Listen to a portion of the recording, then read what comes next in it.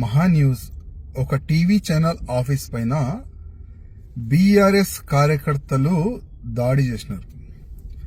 ఇప్పుడే ఒక ఛానల్లో ఈ వార్త నేను చూసినాను.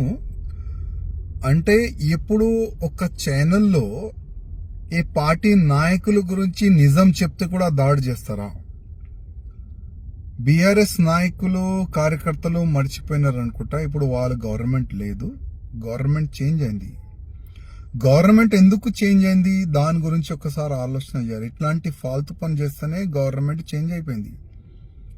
జనాలు మీ పైన నమ్మకము చెయ్యలే అప్పుడు, అందుకోసం చేంజ్ చేసి కాంగ్రెస్ని ఓటేసినారు. కానీ ఇప్పుడు కాంగ్రెస్ గవర్నమెంట్ కూడా అనవసరం గెలిపిస్తున్నారని జనాలు కూడా ఏడుస్తున్నారు. కానీ ఒక ఛానల్లో, ఒక టీవీ ఛానల్ పైన, ఒక ఆఫీస్ పైన దాడి ఎందుకు చేసినారు?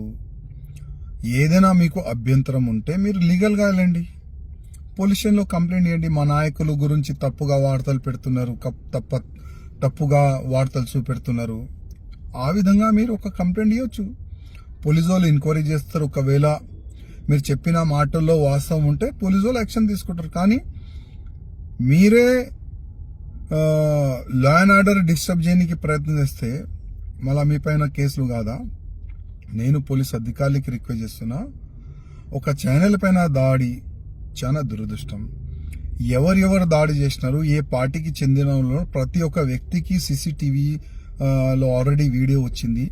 ప్రతి ఒక్క దాడి చేసిన వ్యక్తికి అరెస్ట్ చేసి వాళ్ళపైన చర్యలు తీసుకోవాలని నేను పోలీస్ కమిషనర్ గారికి, DGP గారికి కోరుతున్నాను.